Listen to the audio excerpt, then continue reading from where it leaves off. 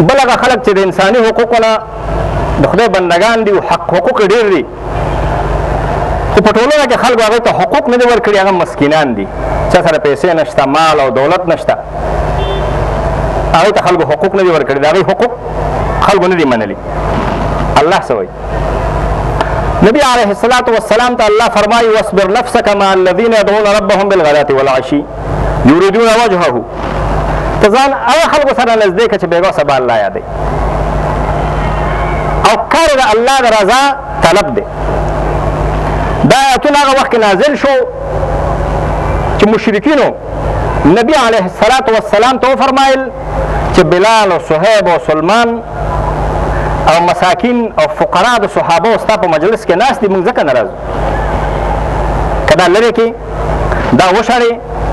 نو موږ به بیا تا سره خبرې وکړو د دې په مخ کې موږ تا سره مجلس نه کوو دا به په موږ باندې زرول شي زموږ هیبت او روب به په دې باندې ختم شي جبابره او مستكبرین او ظالمان خلق خپل روب په خلکو باندې اچوي خپل هیبت په خلکو باندې اچوي دا زموږ هیبت به ختم شي ابو سفیان ویل او نور ویل دا لرې کا قرآن کې الله رب العالمین فرمایل واصبر نفسك مع الذين يدعون ربهم بالغداة والعشي تم دې خلکو سره کېنه چې کوم خلک بېګا سبا الله یادوي هم دې سره کېنه او بیا ورته وفرمایل ولا لا تعد عیناک عنهم خپل سترګې د دې نه بل خوا نه لرې په همدې باندې نظر وساته په همدې باندې نظر وساته خپل سترګې هم بل طرف ته وانړئ د مسکینانو دا حق دی چې مسکینانو سره محبت کول فقیرانو سره محبت کول مسکینانو سره محبت کول دا د داعی الی الله چې کوم خلک الله طرف ته دعوت ورکوي په دې مجمع کې چې کوم خلک ناست دي څه خو به سامعیني اورېدونکي وي څه خلک به داعی الی الله الله طرف ته به دعوت ورکوي چې کوم خلک داعی الی الله دي هغوی د مسکینانو سره مینه وکړي فقراو سره د مینه وکړي غریبو خلکو سره د مینه وکړي غریب خلک ځان ته نزدیک هغوی سره د محبت وکړي نبی علیه الصلاة والسلام دا فرمایلی چې خدایه ما ته د مساکینو مینه په زړه کې واچوي د مسکینانو مینه په زړه کې واچوي او بل حدیث کې راغلي خدایه ما د فقراو سره په آخرت کې زما حشر د فقراو سره وکړي نبی علیه السلام ته جبرائیل علیه السلام راغی ورته ویلې ته دا خوښی چې ان تکونه نبیا ملکا او عبدا رسولا دا خوښی چې ته د نبي او بادشاه دی یعنې ستا ژوند دی او بادشاه په شانې لکه یوسف علیه السلام داود علیه السلام سلیمان علیه السلام غوندې هغه شان نبوت او بادشاهي غواړې او که فقر کې نبوت غواړې ویلې اني احب ان اکونه عبدا رسولا زه دا خوښوم چې عبد دیم او رسول دیم د الله نو نبي علیه الصلاة والسلام بادشاهي په درویشي کې کړې بادشاهي په فقر کې کړې ده او بادشاه خو فقیرو او بادشاه خو درویشو فقیرو فقر ته ترجیح ورکړی او حدیث کې راغلی الفقر فخر فقر چې دی دا زما فخر دی نو داعی الله کوم خلک چې د دین کار کوي اسلام کار کوي الله او د الله پیغمبر ته خلک رابلي هغوی ته پکار دي چې د فقراو سره مینه وکړي فقراو سره محبت وکړي د غریبو خلکو سره محبت وکړي دا د نبی علیه الصلاة والسلام سنت دی عبدالله ابن ام مکتوم یو ورون صحابي و مسکین د نبی علیه الصلاة والسلام مجلس ته راغی پیغمبر علیه الصلاة والسلام د قریشو سردارانو سره خبرې کولې چې هغوی الله ته راوبلي او دین ته راوبلي عبدالله ابن مکتوم ته لږ ډېره توجه ورنه کړه آیاتونه نازل شو عبس وتولى ان جاءه الاعمى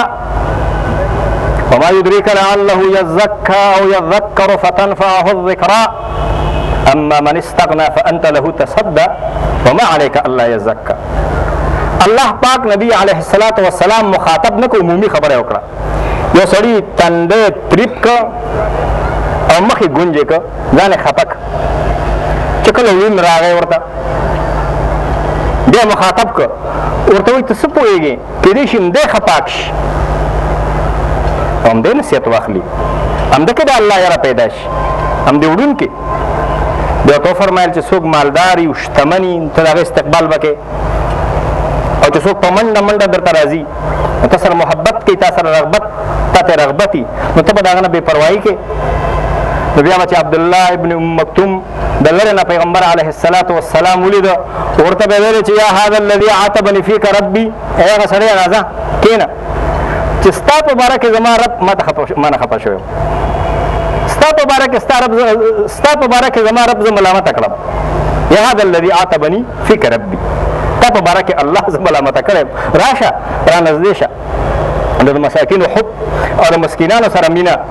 دا نبی علیه الصلاة والسلام ته د الله د طرف نه تاکید شوی او نبی علیه الصلاة والسلام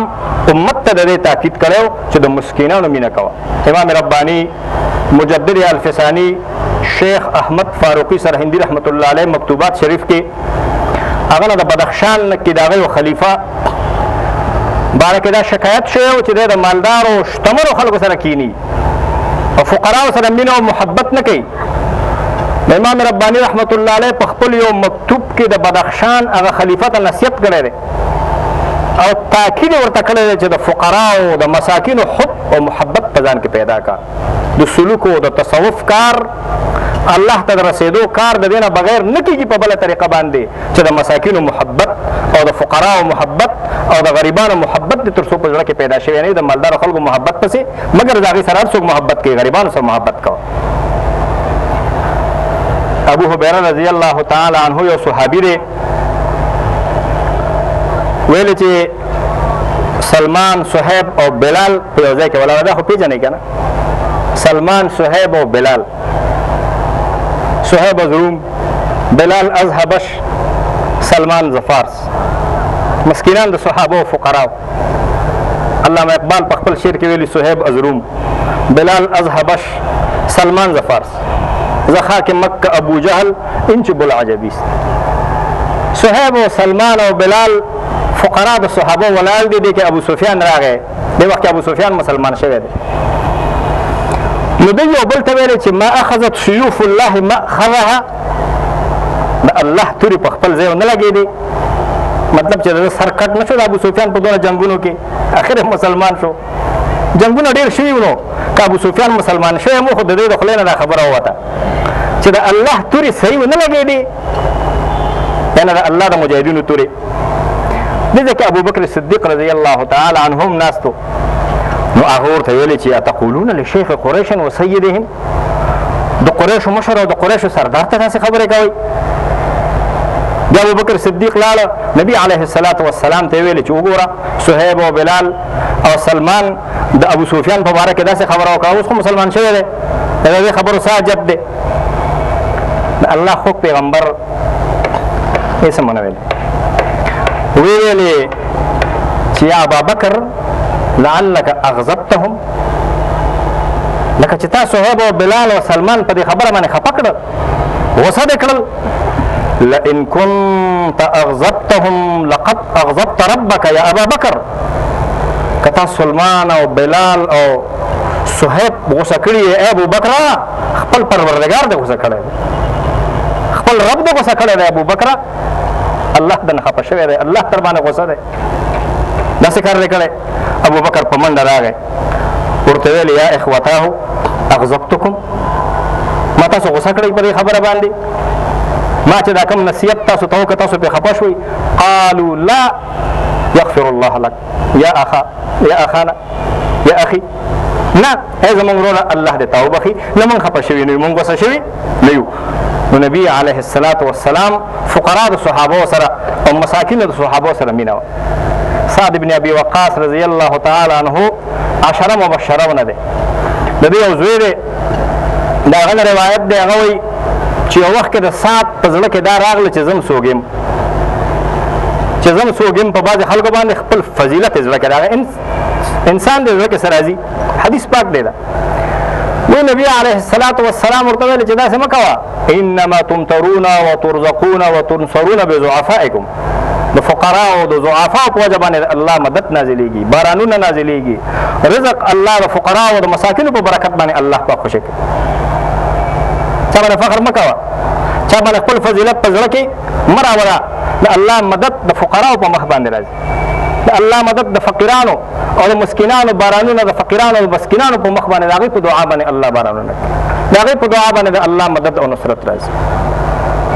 د هغوی په دعا باندې کېږي داسې مه کوه خپل فضیلت چا باندې مه ثابتوه. بل حدیث کې راغلی دي حارثه ابن وهب رضی الله تعالی عنه راوي دی نبی علیه السلام فرمایلی الا اخبرکم باهل الجنه جنتیان درته وښیم كل ضعيف متضاعف